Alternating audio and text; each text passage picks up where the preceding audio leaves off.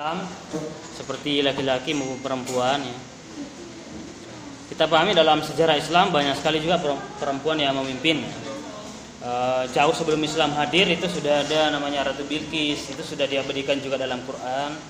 Kemudian dalam sejarah perkembangannya setelah para Nabi Muhammad itu ada Fatimah memiliki kekuasaan ya.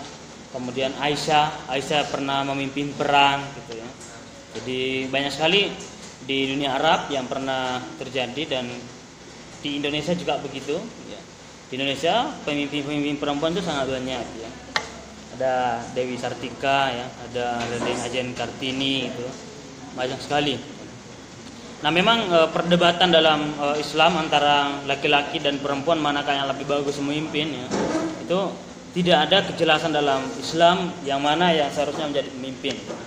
Meskipun misalnya ada indikasi Quran yang mengatakan ar-rijalu qawwamuna 'alan nisa ya.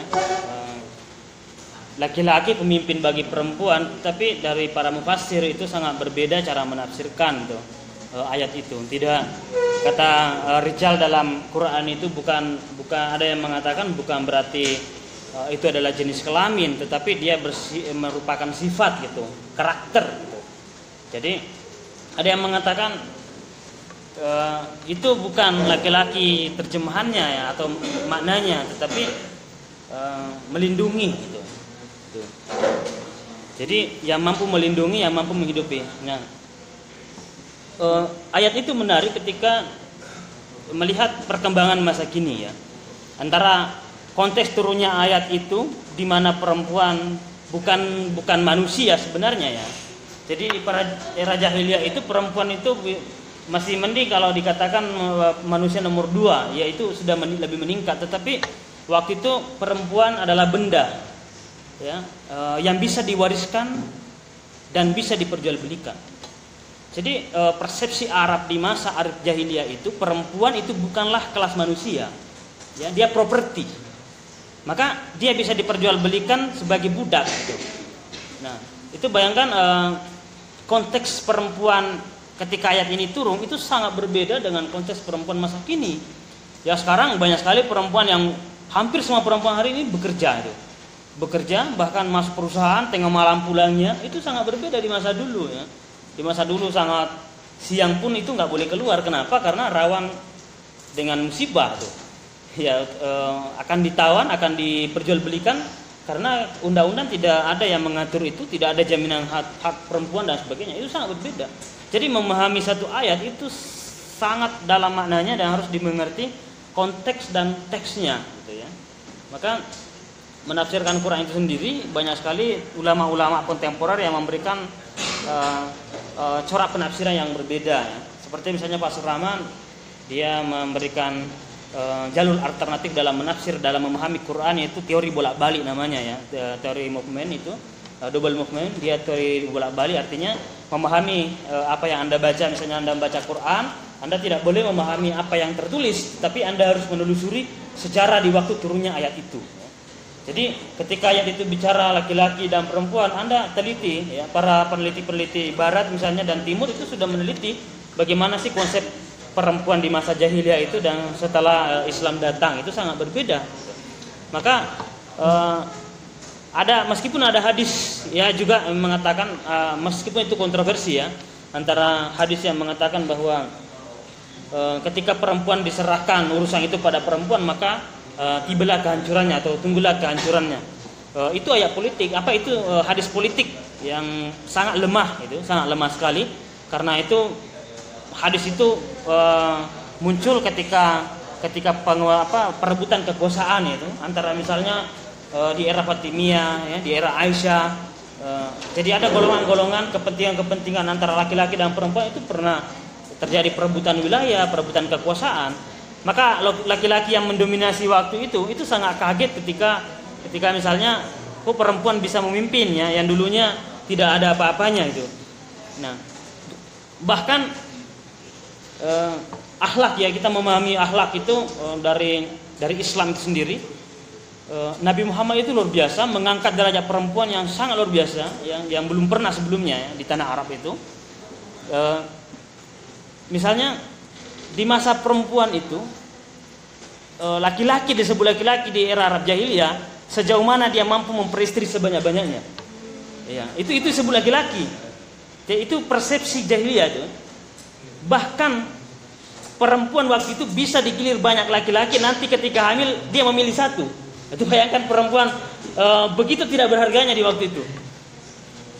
Bahkan ketika seorang suami menikah lagi, poligami, dengan sekian banyak perempuan cantik dan sebenarnya sudah punya anak laki-laki banyak, tapi ya belum puas ya, masih ingin menikah lagi. Dia menikahi seorang masih muda, kemudian karena dia sudah tua dia meninggal, maka anaknya bisa mewarisi ibu tirinya. Ya, itu bagaimana perempuan sama dengan properti. Ya, perempuan nggak ada gunanya. Maka Fasur Rahman, seorang peneliti dari Pakistan atau seorang profesor dari Pakistan tapi menjadi guru besar di Amerika, yang pernah menjadi dosen langsungnya oleh Profesor Nurholis Majid, Syafi'i Ma'arif. Jadi ketika mengenal di Indonesia ada tokoh Nurholis Majid, ya, ada Profesor Nurholis Majid, ada Profesor Syafi'i Ma'arif, Amin Rais, itu pernah menjadi mahasiswa langsungnya Profesor Fasur Rahman di Amerika Serikat, di Universitas Chicago, Amerika. Nah, itu yang memberikan pemikiran-pemikiran yang mendalam mengenai ayat ini, bahwa bayangkan Muhammad itu dia hadir dalam konteks perempuan tidak disebut sebagai manusia, tapi disejajarkan dengan properti. Ya, dia barang yang akan diperjualbelikan menjadi budak dan sebagainya. Nah, kemudian hadir Nabi Muhammad itu bahkan Quran sendiri hadir, ya ayuhan nasu taqu rabbakum allazi khalaqakum min nafsin wahidah, wahai manusia bertakwalah kepada Tuhanmu gitu. Disinilah ayat-ayat ini memandang bahwa manusia itu laki-laki dan perempuan. Kemudian Muhammad menerjemahkan ya perempuan itu mencoba dihargai dengan mencoba menurunkan tensi poligami yang dulunya bisa sampai 100. Nabi Muhammad itu pertama yang menurunkan itu, ya. Karena dalam istilah Islam itu sendiri cara berdakwah yang ada tadi disinggung, bagaimana sih seorang mubalik, metode dakwah Nabi dan para sahabat itu caranya pelan-pelan dalam berdakwah gitu ya. Cara pelan-pelan. Bayangkan saja konsep dakwah di dalam Al-Quran saja, misalnya tentang minuman keras itu, Tuhan tidak langsung mengharamkan itu. Yang pertama, Allah itu secara pelan-pelan, la taqrabus shalah ya, wa antum sukara ya. Janganlah kalian sholat dalam keadaan mabuk. Nah, jadi tidak langsung turun ya ayyuhallazina amanu, wahai orang beriman, diharamkan atas kamu minum minuman keras, khamr dan sebagainya, itu tidak. Jadi pelan-pelan. Jadi sahabat itu yang memang masih sudah mengikut pada Nabi tapi masih bingung itu. Ya Rasul, gimana caranya kita mau minum minuman keras? Sholat itu 5 waktu dalam sehari itu. Katanya jangan mendekati sholat dalam keadaan mabuk. Ya, itu pelan-pelan. Akhirnya banyak sahabat yang tidak sempat minum minuman keras, masuk lagi waktu sholat. Gitu. Ya, lama kelamaan berubah. Nah, ketika Muslim waktu itu awal-awalnya itu orang-orang Arab Muslim maupun non Muslim sudah mulai menerima, baru turun ayat larangan itu. Itu metode yang sangat pelan-pelan. Nah, sama dengan poligami. Poligami ya begitu. Jadi sebenarnya ayat itu, ayat surah An-Nisa surah 4 ayat 3 itu adalah ayat monogami. Karena terakhirnya itu dikatakan ketika tidak mampu berbuat adil maka menikahlah pada satu saja. Dan ayat yang lainnya di dalam surah An-Nisa sendiri dikatakan kalian pasti tidak bisa berbuat adil. Maka pemikir-pemikir kontemporer seperti misalnya Fasur Rahman, ya, Abdullah Said, salah satu pakar tafsir dari Australia yang memang menjadi pakar tafsir di Universitas Australia, namanya Abdullah Said, itu menerjemahkan bahkan menafsirkan Quran itu bahwa ayat ini sebenarnya ayat monogami gitu. Nah, terus mengapa ada kata 4 ya? Fankihu ma ta'abalakum minan nisa masna wa sulasa wa ruba. Kata Fasur Rahman atau pengikut penafsir kontemporer, kata 4 itu sebenarnya sudah kita syukuri karena dari 100 Nabi menjadi 11 turun ke sahabat menjadi 4. Bahkan suatu waktu ada Nabi sendiri, menantunya Ali bin Abi Thalib. Suatu waktu Ali bin Abi Thalib itu minta izin kepada Nabi untuk berpoligami. Ya, kita pahami Ali bin Abi Thalib menikahi anaknya Nabi Muhammad, namanya siapa? Ya, Fatimah. Bahkan dalam sejarah Ali bin Abi Thalib itu dilarang untuk menikah lagi. Jadi kalau melihat konteks ini, Nabi Muhammad itu memang menikah 11 itu, yang pertama bukan karena seksual, bukan karena Beda sekarang kan, orang menikah itu semakin tua menikahnya dengan yang muda itu. Nabi Muhammad itu kan tidak itu.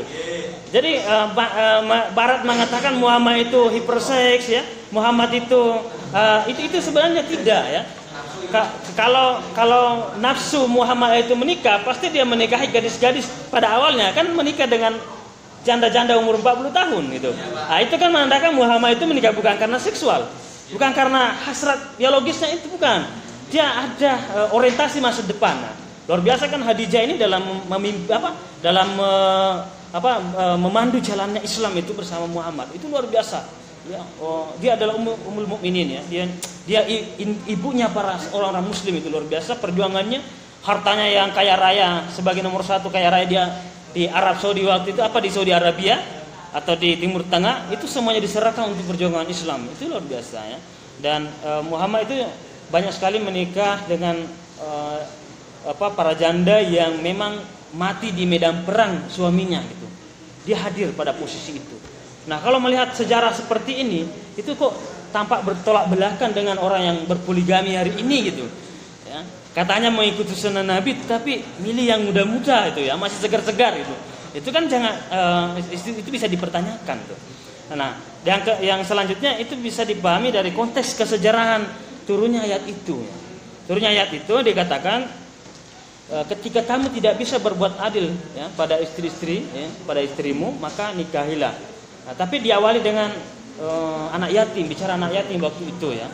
Nah, Oke, ada yang mengatakan bahwa ayat ini sebenarnya ayat monogami karena dikatakan fankihu ma tawalakum minan nisa masna wa sulasa wa ruba wa in khiftum alla ta'dilu fawahidah. Nah, fawahidah di situ. Ketika kalian tidak mampu berbuat adil, maka cukup satu saja. Nah, itu kan dari 100 dulu yang ratusan, ada yang ratusan poligaminya, kemudian Nabi mencontohkan turun perlahan-lahan menjadi 11, turun ke sahabat menjadi 4, bahkan menantunya Nabi Ali dilarang poligami. Nah, itu udah mulai di situ monogami. Nah, itu sebenarnya orientasi ayat ke sana. Nah, tetapi orang yang senang dengan poligami pasti menggunakan ayat ini sebagai poligami. Itu. Nah, itu kan tapi bukan haram ya poligami. Bukan haram, tetapi ayat ini berusaha membuat kepada monogami karena adanya terciptanya rasa keadilan. Nah, sekarang ditanya seorang perempuan di sini, adakah yang rela dipoligami gitu? Nah, angkat tangan coba yang rela dipoligami. Ya. Hampir semua yang ditanyakan tidak mau. Padahal itu kan perintah Quran. Kalau orang yang memahami bahwa itu ayat poligami, tapi mengapa kok bertentangan dengan keinginan manusia gitu? Padahal Al-Quran itu adalah sesuai dengan fitrah manusia. Nah, mungkin pemahaman kita yang agak keliru dalam memahami satu penggalan ayat itu tadi. Berhenti pada nikahilah 2, 3, 4, tapi tidak melanjutkan pada konteks ayat selanjutnya, gitu ya. Yang mengatakan bahwa ketika tidak mampu berbuat adil maka cukup satu saja. Gitu. Nah, itu kan itu saja sudah kontroversi ya. Nah, begitu juga dengan kondisi perempuan di waktu itu, tidak mungkin menjadi pemimpin. Bagaimana mau jadi pemimpin? Dia kok ditahan, dia sebagai properti, sebagai budak. Maka posisi perempuan waktu itu jangan akan menjadi pemimpin. Keluar rumah pun berbahaya. Nah, hari ini kan berbeda. Keluar rumah sampai tengah malam, sampai subuh atau tidak pulang-pulang itu masih aman itu. Karena banyak sekali perlindungan dan semacamnya, itu sudah berbeda ya. Maka kesempatan pemimpin perempuan hari ini itu sama kesempatannya dengan perempuan laki-laki. Maka presentasi perempuan di kepemimpinan politik hari ini itu sudah mulai membanyak, gitu, sudah banyak, ya, sudah hampir sama laki-laki. Nah, tetapi seorang laki-laki harus bersabar diri dalam memberikan kesempatan pada perempuan itu. Ya. Ada dosen saya yang pernah saya bantah waktu dia alumni Timur Tengah, di waktu saya pasca di Yogyakarta Universitas Islam Indonesia, dia katakan begini, perempuan itu lemah. Dia mengambil konteks, perempuan itu lemah. Contohnya lemah ketika perempuan itu naik motor, itu mau belok ke kiri, itu rating ke kanan. Dia mengambil contoh-contoh yang sangat sederhana. Terus saya katakan, Pak, kalau hanya melihat perempuan kelemahannya hanya dari segi berkendara, laki-laki punya kelemahan dari segi mengasuh anak. Itu. Bayangkan siapa yang paling hebat mengasuh anak dalam rumah tangga? Ibu. Laki-laki kan tidak. Coba bayangkan kalau itu perbandingannya, berarti laki-laki juga lemah. Jadi jangan menganggap perempuan adalah remeh hanya karena melihat 1-2 persoalan gitu.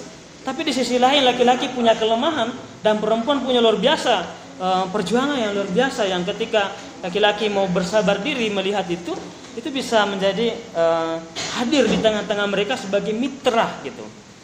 Ya, jadi bapak itu sebagai di rumah tangga itu saya tidak pernah menganggap saya sebagai kepala rumah tangga, tidak. Kita musyawarah gitu, berdialog. Tuh. Dan nggak usah terlalu banyak aturan. Apa yang bisa saya kerjakan dalam rumah tangga juga saya bisa membantu istri gitu. Kadang-kadang kalau belum bangun jam 3 jam 4 belum bangun, sudah selesai semua, saya bersihkan cuci piringnya, sudah selesaikan mesin cucinya sudah bersih semua itu. Nanti ketika bangun itu bingung, kemana semua? Udah dijemur juga itu pagi-pagi. Wah, yang pertama diucapkan I love you ayah gitu kan. Itu kan luar biasa itu. Dalam akhlak dalam rumah tangga ya, kita membahas tadi akhlak dalam rumah tangga. Mengapa kita tidak menyenangkan? Nah, bayangkan begini. Ada satu kasus yang menarik ya, yang digugat di perceraian. Ditanya, "Mengapa Anda bercerai dengan suami Anda?" Bayangkan, suami saya pulang kantor jam 2 sore. Saya juga pulang kerja di perusahaan jam 2 sore. Bersamaan tiba di rumah. Saya sampai di rumah, dia ongkang-ongkang kaki menonton di depan TV sampai malam.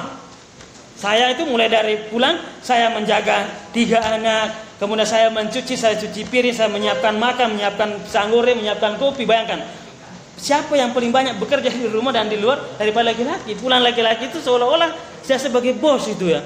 Pokoknya apa? Cuma duduk manis, nonton. Nah, tengah malam minta jatah. Wah, itu perempuan.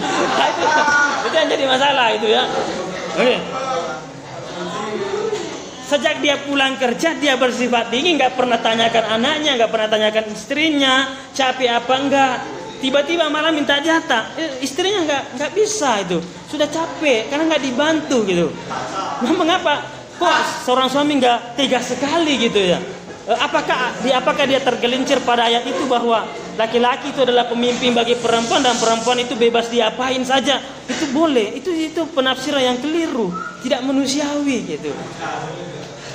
Ya. Coba kita secara sederhana, seorang laki-laki pagi hari bangun, tiba-tiba misalnya ada tetangganya mengangkat kayunya yang sedang dia habis potong-potong kayu tetangganya, misalnya siang hari dia menjemur gitu, tiba-tiba datang hujan itu, terus tetangganya si suaminya ini melihat tetangganya itu, kira-kira tergerak nggak hatinya menolong dia itu? Ya bisa saja kan tergerak hatinya menolong tetangganya. Tapi kenapa persoalan di dalam rumah tangga, Anda selalu hidup bersama, dimasakin, dicucian dan sebagainya, kenapa nggak mau menolong gitu? Nah, itu kan akhlak dari rumah tangga perlu sekali dipahami dalam konteks itu tadi ya, dalam konteks itu. Jadi dia sebagai mitra. Nah, kenapa? Kadang saya ditanya sama istri, ayah kok bisa melakukan itu, dan biasanya jarang yang melakukan itu. Saya katakan saya pembaca gender, saya pembaca feminis, saya bisa dikatakan aktivis yang memperjuangkan hak-hak perempuan gitu sejak dari dulu. Dan ayat-ayat yang dalam Quran bicara laki-laki perempuan, saya selalu menafsirkan dalam pendekatan perempuan gitu. Oke. Luar biasa kan kayak gitu. Jadi saya pernah teliti itu ya, awal anak saya lahir itu ternyata sering bangun-bangun tengah malam. Saya sengaja tidak tidur, begadang sampai subuh itu. Berapa kali dia bangun anak itu. Ternyata banyak kasus ketika anaknya baru lahir itu bapaknya itu ngorok saja terus sampai subuh sampai pagi itu ya. Dan nggak pernah mempedulikan istrinya gitu. Nah, padahal kan itu ternyata kurang sekali tidurnya dan itu tidak adil menurut saya. Jadi saya harus membantu itu. Jadi ya contoh sederhana ya, itu tadi pembahasannya di tamanya membahas tadi mengenai kepemimpinan juga akhlak dalam rumah tangga ya. Itu penting yang dipahami kayaknya. Itu sebenarnya sebagai tambahan hari ini bahwa memahami Quran dan hadis kita harus kritis ya. Meskipun Anda dari pondok, Anda sebagai seorang mahasiswa calon intelektual, Anda punya kemandirian dalam berpikir, Anda punya bacaan yang mungkin berbeda bacaannya dengan kiainya, dengan ustadznya, dengan ulamanya, itu boleh kita berbeda pendapat itu. Kita kembali pada konsep bahwa tidak ada Tuhan selain Allah dan tidak ada kebenaran kecuali kebenaran pada Tuhan. Artinya selama itu manusia itu bisa keliru, bisa salah, meskipun statusnya kiai, ulama, itu kita bisa berdiskusi, bisa berdebat. Bahkan dalam Islam itu, dalam Quran itu ada ruang-ruang debat memang disiapkan. Oke. Wajadilhum billati hiya ahsan. Debatlah mereka, berdiskusilah dengan mereka dengan cara-cara yang lembut, cara-cara yang hasanah, yang bijak gitu. Ya, cara-cara yang baik itu adalah punya referensi yang banyak gitu kan. Teman-temannya tadi bertanya itu referensi apa, definisikan dari siapa gitu kan, ada menjawab itu misalnya Imam Ghazali ya, bukan cuma Imam Ghazali saja ya, Ibnu Miskawih juga mendefinisikan seperti itu dan macam-macam, itu namanya referensi ya. Tapi yang pernah membaca cuma Imam Ghazali ya, jawabannya cuma Imam Ghazali. Tapi misalnya pematerinya membaca banyak sekali pendapat-pendapat, dia mengutip di berbagai buku, pastikan dia mengatakan oh ini pendapat ini, itu kan sudah berbeda pendapatnya karena dia bacaannya berbeda gitu ya. Oke. Intinya bahwa bersifat terbukalah dalam segala hal, dan manusia di hadapan Tuhan semuanya sama. Pertanggungjawaban di akhirat tidak ada pertanggungjawaban yang diwakili, semuanya bertanggung jawab nafsi-nafsi satu persatu. Ya, laki-laki dan perempuan tidaklah dipandang, siapapun yang paling bertakwa itulah yang disebut sebagai yang batua, yang paling dekat dengannya. Dan banyak sekali di teori-teori agama maupun teologi agama juga perempuan banyak sekali yang melakukan pendekatan kepada Tuhannya seperti Rabi'ah al-Adawiyah dan macam-macamnya. Itu tidak ada jarak ya antara laki-laki dan perempuan dalam mendekatkan diri pada Tuhan, dan semuanya punya kesempatan yang sama gitu. Nah, yang selanjutnya Anda harus punya kedewasaan berpikir untuk saling memahami.